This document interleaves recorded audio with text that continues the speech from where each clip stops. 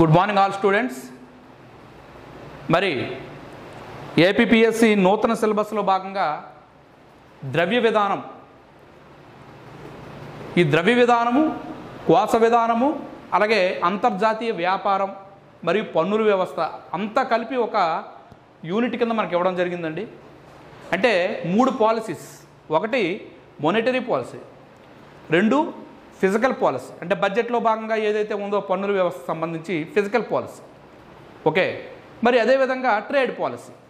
ఈ మూడింటిని కలిపి మనకి ఒక యూనిట్ కింద కొత్త సిలబస్లో ఇవ్వడం జరిగింది.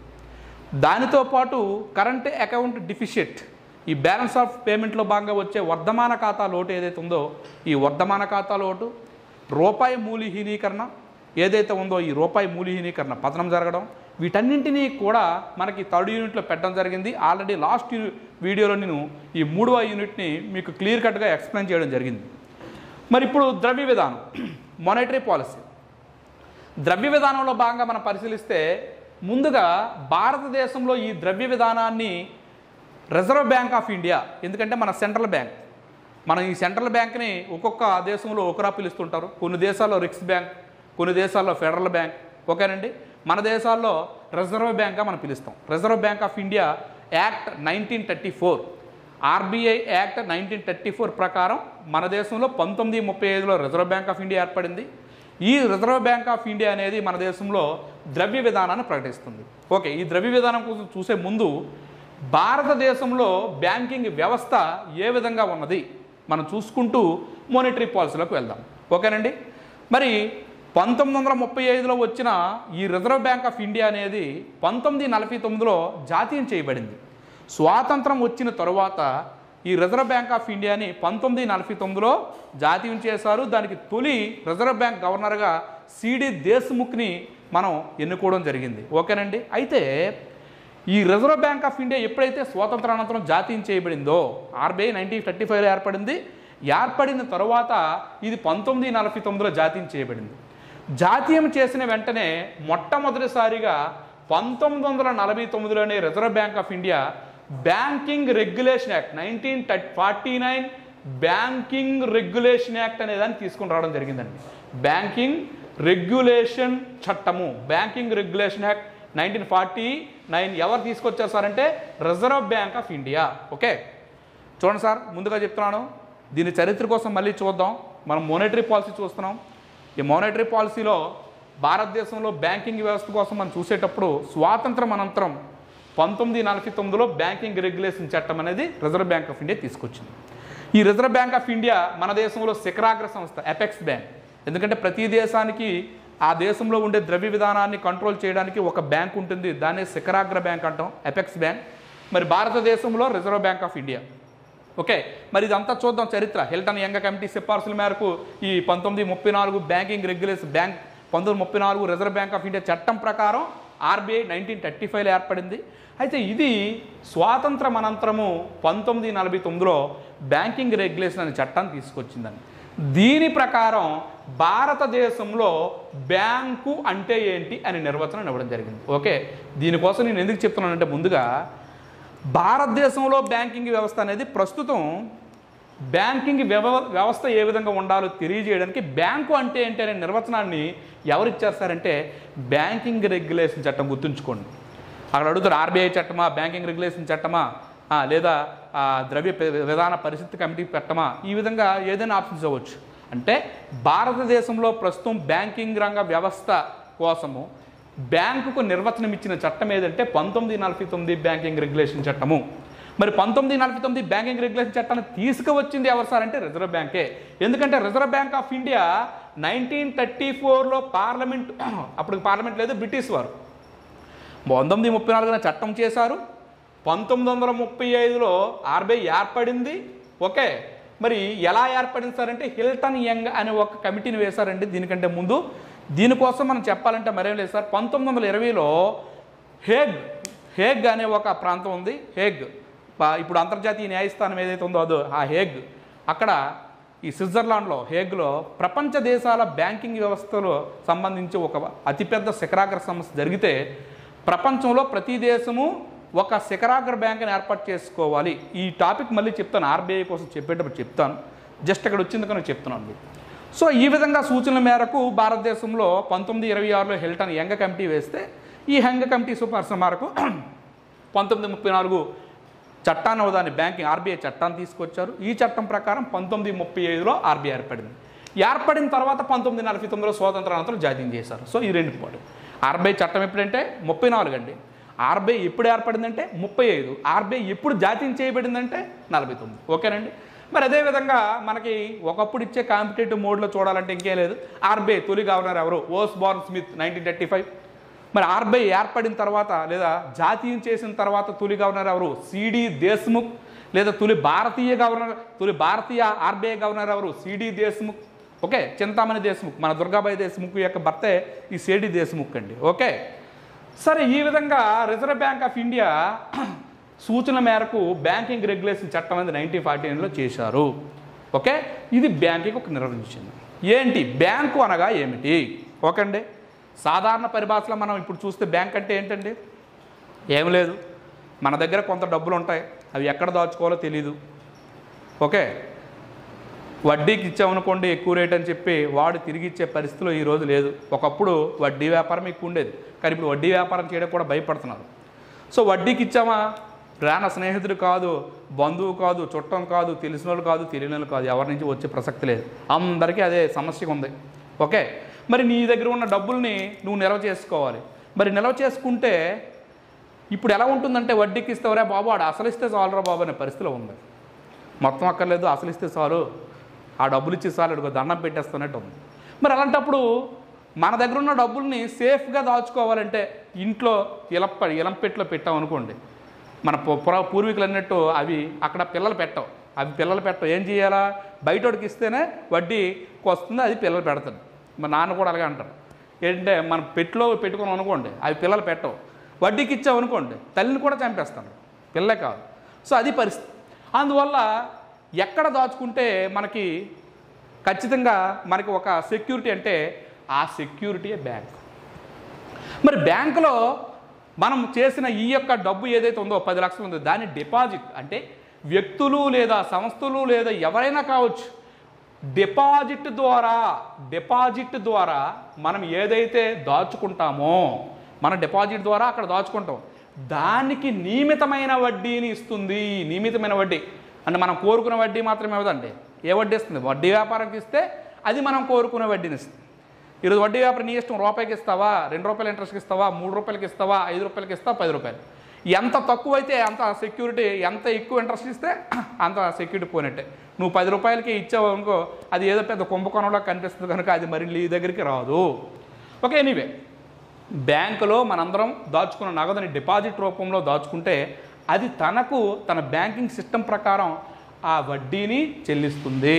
వడ్డీని చెల్లిస్తూ మరలా ఎవరైతే డిపాజిట్దారుడు ఉన్నాడో, ఇప్పుడు నాకు అవసరాలు ఉంటాయి, చెల్లి పెళ్ళి కావచ్చు, లేదా భార్యకి నెక్లెస్ కొనవచ్చు, లేదా చదువులకు కావచ్చు, లేదా ఇంకేదైనా కావచ్చు, పండగ కావచ్చు, నాకు వెంటనే డబ్బులు అవసరం. సో డిపాజిట్ చేసిన వ్యక్తి కోరిన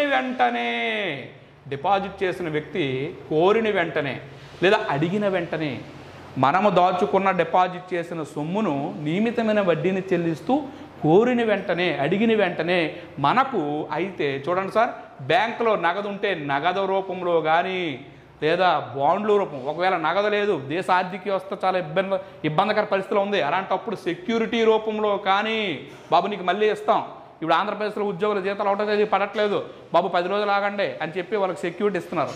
లేదా సెక్యూరిటీ రూపంలో కానీ, బాండ్ల రూపంలో కానీ, చెక్కు రూపంలో కానీ మనకి కోరిన వెంటనే ఇవ్వగలిగేదే బ్యాంకు. ఓకే సార్, చూడండి, కొంతమంది వ్యక్తులు కానీ సంస్థలు కానీ ఎవరైనా కావచ్చు, డిపాజిట్ చేసిన దానిని నియమితమైన వడ్డీని చెల్లిస్తూ మనం కోరిన వెంటనే నగదు రూపంలో, ప్రధానంగా నగదు రూపంలో లేదా సెక్యూరిటీ రూపంలో, బాండ్ల రూపంలో, అదేవిధంగా చెక్కుల రూపంలో మనకు అందించేదే ఏదండి? బ్యాంకు. మరి బ్యాంక్ ఎలా వ్యాపారం చేస్తుందండి? ఏమీ లేదు సార్, ఈరోజు దేశం మొత్తం మీద కూడా ఒక బ్యాంకుకి ఒక 10 కోట్ల మంది కస్టమర్లు ఉన్నారనుకోండి. ఈ 10 కోట్ల మంది కస్టమర్లు కూడా బ్యాంకులో 1000 కోట్లు దాశారనుకోండి, 1000 కోట్ల రూపాయలు దాశారు. ఈ 1000 కోట్ల రూపాయలకి బ్యాంకు 4% లేదా 3% వడ్డీ ఇస్తుందండి, సాధారణమైన వడ్డీ. జనరల్ సేవింగ్ ఖాతాలో మనకి 3% లేదా 4% వడ్డీ. అదే కొన్ని ప్రైవేట్ బ్యాంకులు 6% వరకు కూడా ఇస్తాయి, ఎందుకంటే వారి వాణిజ్యాన్ని పెంచుకోవడానికి. ఈ యాక్సిస్ బ్యాంకులు లాంటి బ్యాంకులు కానీ 6% కూడా ఇస్తాయి. మరి ఈ డబ్బుని ఈ బ్యాంక్ ఏం చేస్తుంది? ఈ బ్యాంకు ఈ డబ్బుని అక్కడే ఉంచుకుంటే బ్యాంక్ అనేది వాణిజ్య బ్యాంక్ ఎందుకు అవుతుంది? ఇది వ్యాపారం చేస్తుంది. ఎవరికి? నీ డబ్బు దాచుకోవడం నీకు ఎంత అవసరమో డబ్బు అవసరమైన వాళ్ళు కూడా అంతేమంది ఉన్నారు. అయితే విజయమాలి లాంటి వాళ్ళకి, నీరవ్ మోడీ లాంటి వాళ్ళకి ఇస్తే అది విదేశాలకు వెళ్ళిపోతుంది హవాలా రూపంలో. ఎనివే, అందుకే ఈరోజు భారతదేశంలో బ్యాంకింగ్ నిరర్ధక ఆస్తుల రూపంలో ఎన్నో వేల కోట్ల రూపాయలు, లక్షల కోట్ల రూపాయలని మన భారతదేశంలో బ్యాంకింగ్ రంగం నిరర్ధక ఆస్తుల రూపంలో ఉన్నాయి. సరే, చూద్దాం ఆ నిరర్ధక ఆస్తుల గురించి కూడా. అయితే ఈ 1000 కోట్లని మొత్తం అమ్మి ఇచ్చేయకూడదండి, ఒక 100 కోట్లని ఉంచుకోవాలి. చెప్తాను అది ఎలా ఉంచుకోవాలి కూడా. 900 కోట్ల రూపాయలని బ్యాంకు రుణాల రూపంలో ఇస్తుంది. ఇక్కడ ఇది 13 నుంచి 15% వడ్డీని వసూలు చేస్తుంది. అంటే మనము దాచుకున్న సొమ్ముకేమో 3-4% వడ్డీని ఇస్తూ, అది ఇతర అవసరాల మేరకు ఎవరైతే డబ్బులు కావాలో వాళ్ళకి గృహ రుణాలు కానివ్వండి, పర్సనల్ రుణాలు కానివ్వండి, వ్యాపార రుణాలు కానివ్వండి, మరి వ్యవసాయ రుణాలు కానివ్వండి, మరి ఇవన్నీ కూడా వ్యవసాయ రుణాలను కూడా బ్యాంక్ ఎక్కువ వసూలు చేస్తుంది. కానీ కేంద్ర ప్రభుత్వాలు రాయితీలు ఇస్తుంటాయి, అది వేరే విషయం. చూద్దాం అది కూడా. అయితే 13 నుంచి 18%, 15% వరకు ఇస్తుంది. ఈ మార్జిన్ ఏదైతే ఉందో 13% అండి, ఇది 3% అండి, 10%. ఈ 10% లాభం పైన మాత్రమే బ్యాంకింగ్ రంగం ఆధారపడి ఉంది. ఆ 10% లాభంతోనే బ్యాంకులు బిల్డింగ్స్, మౌలిక సదుపాయాలు కల్పించుకుంటున్నాయి. కంప్యూటర్లు కానివ్వండి, మరి అదేవిధంగా ఉద్యోగులు నియమిస్తుంది, జీతభత్యాలను ఇస్తుంది. వ్యవస్థాపూర్వకంగా తన ప్రక్రియని మొత్తాన్ని ఈ వడ్డీ పైన ఆధారపడి చేస్తుంది. ఒకవేళ దానికి లోటు వస్తే ప్రభుత్వ బ్యాంక్ అయితే ప్రభుత్వమే బడ్జెట్లో వాటిని పూడుస్తుంది. చూద్దాం అవన్నీ కూడా. అయితే రిజర్వ్ బ్యాంక్ ఆఫ్ ఇండియా ప్రకారం 1949 బ్యాంకింగ్ రెగ్యులేషన్ చట్టం ప్రకారం బ్యాంకు అంటే ఏంటి సార్ అంటే, వ్యక్తులు డిపాజిట్ చేసిన సొమ్ముకి నియమితమైన వడ్డీని ఇస్తూ కోరిన వెంటనే నగదు రూపంలో కానీ, చెక్కు రూపంలో కానీ, బాండ్ల రూపంలో కానీ, సెక్యూరిటీ రూపంలో కానీ వారికి తిరిగి ఇవ్వగలిగే సామర్థ్యం గల వ్యవస్థనే బ్యాంకింగ్ వ్యవస్థ అని ఈ చట్టం చెప్పింది. Okay sir. అయితే ఒక్కసారి మరి భారతదేశంలో ఈ బ్యాంకింగ్ వ్యవస్థని 1934 బ్యాంకింగ్ రెగ్యులేటింగ్ అంటే RBI act, reserve Bank of India ఏదైతే ఉందో, RBI reserve Bank of India, RBI act 1934 ప్రకారం అండి భారతదేశంలో ఈ బ్యాంకింగ్ని 4 రకాలుగా వర్గీకరించారు. According to 1934 reserve Bank of India act. 1కి 10 సార్లు చెప్తాను, గుర్తుంచుకోండి. రిజర్వ్ బ్యాంక్ ఆఫ్ ఇండియా చట్టం 1934, రిజర్వ్ బ్యాంక్ ఆఫ్ ఇండియా 1935, జాతీయం చేయబడింది 1949. ఓకేనండి. ఏ కమిటీ అంటే హిల్టన్ యంగ్ కమిటీ సిఫార్సుల మేరకు. ఓకే, 4 రకాలుగా భారతదేశంలో ఈ బ్యాంకింగ్ వ్యవస్థని రిజర్వ్ బ్యాంక్ ఆఫ్ ఇండియా 94 చట్టం చెప్పడం జరిగింది. సార్ ఏంటి 4 రకాలు? చూద్దాం సార్ 4 రకాలు ఏంటనేది. Okay, reserve Bank of India 1934 చట్టంలో పొందుపరిచిన బ్యాంకులని షెడ్యూల్ బ్యాంకులు అని వర్గీకరించారు. షెడ్యూల్ బ్యాంకులు చాలా ఇంపార్టెంట్ సార్, ఇందులో బిట్టు వచ్చే అవకాశం ఉంది. షెడ్యూల్ బ్యాంకులు 1934 రిజర్వ్ బ్యాంకింగ్ ఆర్బీఐ చట్టం పరిధిలోనికి రాని బ్యాంకులు, బ్యాంకింగ్ చట్టం పరిధిలో రాకపోయినా బ్యాంకు కార్యకలాపాలు నిర్వహించే బ్యాంకులు, బ్యాంకుల రిజర్వ్ బ్యాంక్ ఆఫ్ ఇండియా అనుమతి తీసుకోవాల్సిన అవసరం లేని బ్యాంకులు ఏవైతే ఉన్నాయో వాటిని నాన్ షెడ్యూల్ బ్యాంకులుగా చెప్పడం జరిగింది. నాన్ షెడ్యూల్ బ్యాంకులు. Okay, 1934 reserve Bank of India చట్టం ప్రకారం మనకి బ్యాంకింగ్ వ్యవస్థను భారతదేశంలో 4 రకాలుగా విభజించారండి. 1 షెడ్యూల్ బ్యాంకులు, 2 నాన్ షెడ్యూల్ బ్యాంకులు. ఏవైతే 1934 ఆర్బీఐ చట్టం పరిధిలోనికి వస్తాయో అవి షెడ్యూల్ బ్యాంకులు. ఏవైతే 1934 ఆర్బీఐ షెడ్యూల్ పరిధిలోనికి రాని బ్యాంకులు ఏవైతే ఉన్నాయో అవి నాన్ షెడ్యూల్ బ్యాంకులు. వీటితో పాటు other schedule banks. Okay, other schedule banks అని చెప్పి 1 విభజించారు. నెక్స్ట్ ఫైనల్గా NBFC non banking finance corporation. చూడండి సార్, అదర్ షెడ్యూల్ బ్యాంకులు కూడా బ్యాంకులే. వీటి కోసం చూసేద్దాం ముందు. షెడ్యూల్ బ్యాంకులు అండి, నాన్ షెడ్యూల్ బ్యాంకులు, అదర్ షెడ్యూల్ బ్యాంకులు, NBFC. Non banking finance corporation బ్యాంకులు కావు, బట్ ఫైనాన్స్ కార్పొరేషన్, కానీ ద్రవ్యపరమైన విధులు నిర్వహిస్తాయి. ఏం లేదు సార్, ఫైనాన్షియల్ ఇన్క్లూజన్. భారతదేశంలో 140 కోట్ల మంది జనాభా ఉంటే దేశంలో ఉన్న జనాభా మొత్తానికి ప్రభుత్వమే బ్యాంకింగ్ సౌకర్యాలు కల్పించలేదు. ప్రతి ఒక్కరికి రుణాన్ని ప్రభుత్వాలు అందించలేవు కనుక భారతదేశంలో బ్యాంకింగ్ వ్యవస్థలు విపరీతమైన వ్యవస్థలుగా పేరుకుపోయి ఉన్నాయి. అది అభివృద్ధి చెందిన అమెరికాలో కానీ ఇంగ్లాండ్లో కానీ ఫ్రాన్స్లో ఇన్ని రకాల బ్యాంకులు ఉండవు. ఇంకా మనం చెప్పాలంటే భారతదేశంలో సంస్థాగతేతర రుణాలు ఎక్కువ, వడ్డీ వ్యాపారులు కానీ భూస్వాముల దగ్గర కానీ, మరి అదేవిధంగా మనం చూస్తే ఈ ఏవైతే రోజువారీ వడ్డీ ఈ యొక్క మైక్రో ఫైనాన్స్ చూద్దాం, ఇవన్నీ ఈ బ్యాంకులు ఎక్కువ. ఇప్పటికీ కూడా భారతదేశంలో ఈ సంస్థాగత అంటే ఏంటంటే ప్రభుత్వం లేదా ప్రైవేట్ ఒక సంస్థాపరంగా రిజర్వ్ బ్యాంక్ ఆఫ్ ఇండియా చట్టాలకు లోబడి ఏదైతే వ్యాపారం చేస్తే ఇవి సంస్థాగతమైనవి. సో అందువలన ఈ ఫైనాన్షియల్ ఇంక్లూజన్లో భాగంగానే నాన్ బ్యాంకింగ్ ఫైనాన్స్ కార్పొరేషన్కి దేశంలో అనుమతి ఇవ్వాల్సి వచ్చింది. లేకపోతే ఎన్బిఎఫ్సిల్ని ఏ దేశం కూడా అనుమతించదు. అవి బ్యాంకులు కావు, కానీ బ్యాంకుకు సంబంధించిన మార్గదర్శకాలను పాటిస్తూ కొన్ని పాటించకపోయినా అవి ఫైనాన్షియల్ ఇంక్లూజన్ ప్రజలందరికీ కూడా విత్తాన్ని అందిస్తున్నాయి.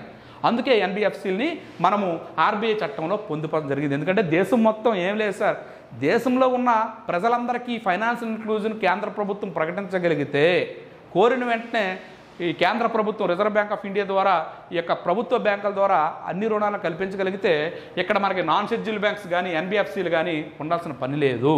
ఓకే, చూద్దాం. మరి ఇప్పుడు అదర్ షెడ్యూల్ బ్యాంక్స్ ఏంటి, NBFC non banking finance corporations ఏంటి? ఓకే సార్, చూడండి, ఏం లేదు, నాన్ షెడ్యూల్ బ్యాంకులు అంటే ఏం లేదు సార్, చిన్న ప్రైవేట్ బ్యాంకులు ఏవైతే ఉన్నాయో ఇవన్నీ నాన్ షెడ్యూల్ బ్యాంకులకు వస్తాయి సార్. చిన్న ప్రైవేట్ బ్యాంకులు చాలా వరకు ఉంటాయి. ఫిన్కేర్ బ్యాంక్ అని చెప్పి, లేదా లక్ష్మీ విలాస్ బ్యాంక్ అని చెప్పి, లేదా ప్రతి రాష్ట్రంలో ప్రతి పట్టణ పరిధిలో కూడా చిన్న బ్యాంకులు ఈ యొక్క ప్రైవేట్ రంగంలో ఆర్బీఐ అనుమతి తీసుకొని చిన్న బ్యాంకులన్నీ కూడా నాన్ షెడ్యూల్ బ్యాంకుల కిందకు వస్తాయి. వీళ్ళు ఆర్బీఐ అనుమతి తీసుకోవసం లేదు. మరి షెడ్యూల్ బ్యాంకులకు వచ్చేసరికి 2 రకాల బ్యాంకుల కింద మనకు చెప్పడం జరిగిందండి షెడ్యూల్ బ్యాంకులు. ఒకటి కమర్షియల్ బ్యాంకులు, 2 సహకార కోఆపరేటివ్ బ్యాంక్స్ చెప్పడం జరిగింది. ఓకే, చూడండి, షెడ్యూల్ బ్యాంకుల వరకు వచ్చేసరికి కమర్షియల్ బ్యాంకులు, 2 సహకార బ్యాంకులు. కమర్షియల్ అంటే వాణిజ్యపూర్వకంగా అంటే లాభాపేక్షతో వాణిజ్యం ఏదైతే ఉందో, వ్యాపారం ఏదైతే ఉందో, వ్యాపార ధోరణితో పనిచేసే బ్యాంకులు కమర్షియల్ బ్యాంక్స్. సహకార బ్యాంకులు కోఆపరేటివ్, ప్రజలందరికీ కూడా మానవతా దృక్పథంతో, సేవా దృక్పథంతో, ప్రజలకు మేలు చేయాలనే ఉద్దేశంతో, ఓకే, సేవా దృక్పథంతో, తక్కువ వడ్డీ రేట్లతో కోరిన వెంటనే నగదును కల్పించి సహాయకారకంగా ఉండే బ్యాంకులు కోఆపరేటివ్ బ్యాంక్స్. ఈ 2 కూడా షెడ్యూల్ బ్యాంకుల్లో కమర్షియల్ బ్యాంక్స్, కోఆపరేటివ్ బ్యాంక్స్ అని విభజించడం జరిగింది. మరి కమర్షియల్ బ్యాంక్స్, వాణిజ్య బ్యాంకులు అంటే ఏంటి? ఇంకా చెప్పవసరం లేదు సార్ మీకు. వాణిజ్య బ్యాంకులు అంటేనే వెళ్ళిన వెంటనే గంట నిల్చోబెట్టి పూర్తిగా మనల్ని పామేసే బ్యాంకులు ఏవైతే ఉన్నాయో అవన్నీ కూడా కమర్షియల్ బ్యాంక్స్. ఓకే, మరి కమర్షియల్ బ్యాంక్స్ ఏటీఎంకి ఛార్జెస్, పాస్బుక్ ఛార్జెస్, ప్రతి దానికి ఛార్జ్. ఓకే, మరి ఈ మధ్య మనకి డిజిటల్ పేమెంట్ని అలవాటు చేస్తారు, త్వరలో వాటిపైన కూడా మనకి ఛార్జ్ వడ్డిస్తారనేసి అంటున్నారు. అది ఎంతవరకు వాస్తవం? ఎందుకంటే దేశంలో ఉండే కార్పొరేట్ ఏంటంటే ముందు అలవాటు చేయడం, మనము వ్యసనంగా మారడం, అలవాటు అనేదిగా ప్రదర్శిస్తే అది వ్యసనంగా మారుతుంది. ఆ వ్యసనంలో భాగంగా మనము ఆటోమేటిక్గా దానికి అలవాటు అయ్యి చెల్లించడం, దాని ద్వారా వాళ్ళు మరింత కోటీశ్వరులు, వేల కోట్లు, బిలియన్ కోట్లు సంపాదించడం. ఓకే, ఎనీవే కమర్షియల్ బ్యాంక్స్ యొక్క ఉద్దేశాలు అటువంటివి. కమర్షియల్ బ్యాంక్స్ అంటే ఏంటంటే ప్రజలతో వ్యాపారం చేసేటప్పుడు కమర్షియల్గా వారి లాభాల కోసం మాత్రమే పనిచేసే బ్యాంకులు కమర్షియల్ బ్యాంక్స్. మరి కమర్షియల్ బ్యాంక్స్ అంటే ప్రైవేట్ బ్యాంక్స్ అనుకోకండి, ప్రభుత్వ బ్యాంకులు కావచ్చు, ప్రైవేట్ బ్యాంకులు కావచ్చు, ఏవైనా సరే అవుతాయి. ఓకే, భారతదేశంలో మరి చూడక్కర్లేదు అతిపెద్ద కమర్షియల్ బ్యాంక్ కింద మనం చెప్పవచ్చు స్టేట్ బ్యాంక్ ఆఫ్ ఇండియా. ఏమంటే స్టేట్ బ్యాంక్ ఆఫ్ ఇండియా అనేది 1955లో జాతీయం చేయబడింది. ఈ దేశంలో ఉండే బ్యాంకులన్నింటినీ కూడా ప్రభుత్వం జాతీయం చేసేటప్పుడు గోర్వాలా కమిటీ సిఫార్సుల మేరకు 1955లో స్టేట్ బ్యాంక్ని జాతీయం చేశారు. 1+8 బ్రాంచులు ఉండే, తర్వాత 5 బ్రాంచులు ఏర్పడ్డాయి. 2013లో భారతీయ మహిళా బ్యాంక్ ఏర్పడింది. ఇప్పుడు ఇటీవల పరిణామాల్లో ఇవన్నీ కూడా మళ్ళీ ఎస్బీఐలో మెర్జ్ అయిపోయాయి. సో ఎస్బీఐ ఒకటే. భారతీయ మహిళా బ్యాంక్ 2013లో ఏర్పడింది కానివ్వండి. మరి అదేవిధంగా మనం పరిశీలిస్తే ఎస్బీఐకి సంబంధించిన అనుబంధ సంస్థలు 5 ఉండే, ఈ 5 కానివ్వండి, ఇవన్నీ కూడా స్టేట్ బ్యాంకులోకి విలీనం అయిపోయాయి. మరి స్టేట్ బ్యాంక్ ఒకటే. మరి అదేవిధంగా ఇటీవలే అనేక బ్యాంకులని మెర్జ్ చేయడం జరిగింది కనుక ప్రభుత్వ బ్యాంకులు లేదా జాతీయం చేయబడిన బ్యాంకులు లేదా ప్రభుత్వ బ్యాంకులు నేషనల్ బ్యాంక్స్. ఏం లేదు sir, state bank of India ఒకటి మాత్రమే భారతదేశంలో అతిపెద్ద బ్యాంక్ కనుక దానికి స్వయం ప్రతిపత్తి వేరే ఉంది. రిమైనింగ్ బ్యాంకులని నేషనల్ బ్యాంక్స్ లేదా ప్రభుత్వ బ్యాంకులు, నేషనల్ బ్యాంక్ జాతీయం చేయబడిన బ్యాంకులు. ఓకే, ఈ బ్యాంకులు 12 ఉన్నాయి. ఇంతకుముందు 19 బ్యాంకులు ఉండేయండి, ఇప్పుడు 12 బ్యాంకులు ఉన్నాయి. స్టేట్ బ్యాంక్ ఆఫ్ ఇండియాతో పాటు స్టేట్ బ్యాంక్ ఆఫ్ ఇండియా కాకుండా జాతీయం చేయబడిన బ్యాంకులు నేషనల్ బ్యాంక్స్ 12 ఉన్నాయి. మరి అవే పంజాబ్ నేషనల్ బ్యాంక్, ఆంధ్ర బ్యాంకులో యూటీఏలో విలీనం చేశారు కనుక మరి అదేవిధంగా ఇండియన్ బ్యాంక్, ఇవన్నీ కూడా నేషనల్ బ్యాంక్. చూద్దాం బ్యాంకింగ్లో వెళ్ళే కొద్ది ఈ 12 బ్యాంకులు లిస్ట్ కూడా ఇస్తాను నేను. మరి ఈ విధంగా నేషనల్ బ్యాంక్స్. మరి అదేవిధంగా చూస్తే ప్రైవేట్ బ్యాంక్స్ సార్, ఆర్బీఐ చట్టం పరిధిలోనికి రాని ప్రైవేట్ బ్యాంకులు నాన్ షెడ్యూల్ బ్యాంకుల కిందకు వస్తాయి. కానీ ఆర్బీఐతో అనుమతి తీసుకున్న ఐసిఐసిఐ బ్యాంక్ ఉంది, ఐసిఐసిఐ బ్యాంక్ ఉంది. మరి అదేవిధంగా చూస్తే హెచ్డిఎఫ్సి ఉంది. ఇవన్నీ కూడా అతిపెద్ద బ్యాంకులు ఎస్బీఐతో పోటీగా. మరి భారతదేశంలో ఎస్బీఐ కంటే ఎక్కువగా రుణాలు ఇస్తూ ఈ పోటీలో ఈ ప్రైవేట్ బ్యాంకులు ఉన్నాయి. ఈ ప్రైవేట్ బ్యాంకులు కూడా మరి 15 వరకు ప్రైవేట్ బ్యాంకులు. నెక్స్ట్ ఫారెన్ బ్యాంక్స్ 15 వరకు ప్రైవేట్ బ్యాంకులు. ఫారెన్ బ్యాంక్స్ 45 వరకు ఫారెన్ బ్యాంక్స్. మరి అదేవిధంగా పరిశీలిస్తే ఆర్ఆర్బీలు 42 వరకు ఆర్ఆర్బీస్. చూడండి సార్, రీజనల్ రూరల్ బ్యాంక్స్, ప్రాంతీయ గ్రామీణ బ్యాంకులు సార్, సహకార బ్యాంకులు వేరు, ప్రాంతీయ గ్రామీణ బ్యాంకులు వేరు. 1975లో నరసింహం కమిటీ సిఫార్సు మేరకు, సరయూ కమిటీ నరసింహం కమిటీ సిఫార్సుల మేరకు రీజనల్ రూరల్ బ్యాంక్స్ అనేవి ఏర్పడ్డాయి 42లో. ఓకే, 1975లో రీజనల్ రూరల్ బ్యాంక్స్ ఏర్పడ్డాయండి. ఇవి ప్రారంభంలో చాలా ఎక్కువ ఉన్నప్పటికీ కూడా 82 నుంచి ఇటీవల చూస్తే 42కి, రీసెంట్లీ డేటా ప్రకారం 42కి తగ్గిపోవడం జరిగింది. నేషనల్ బ్యాంక్స్ 12కి తగ్గాయి, ప్రైవేట్ బ్యాంకులు 15, ఫారెన్ బ్యాంక్స్ ఏమో 45, మరి అదేవిధంగా రీజనల్ రూరల్ బ్యాంక్స్ 42. ఇవి కమర్షియల్ బ్యాంక్స్ అండి. ప్రైవేట్ బ్యాంక్స్ అనేసరికి ఏవైతే ఆర్బీఐ అనుమతి తీసుకోకుండా అతి చిన్న వ్యాపారాలు చేసిన ఉన్నాయి, ఇవన్నీ కూడా నాన్ షెడ్యూల్ బ్యాంకుల పరిధిలోకి వస్తాయి. మరి కోఆపరేటివ్ బ్యాంక్ సెక్టార్ చాలా మోస్ట్ ఇంపార్టెంట్. చూద్దాం ఈ సెక్టార్ కోసం కూడా. ఏం లేదు సార్, సహకార బ్యాంకుల చట్టం 1904లో వచ్చిందండి. భారతదేశంలో 1901లో మనకి సహకార బ్యాంకులకు సంబంధించి ఎడ్వర్డ్స్ కమిటీ వేస్తే, ఈ కమిటీ సూచనల మేరకు లార్డ్ కర్జన్ 1904లో సహకార రంగాల సహకార చట్టాన్ని భారతదేశంలో తీసుకొచ్చారు.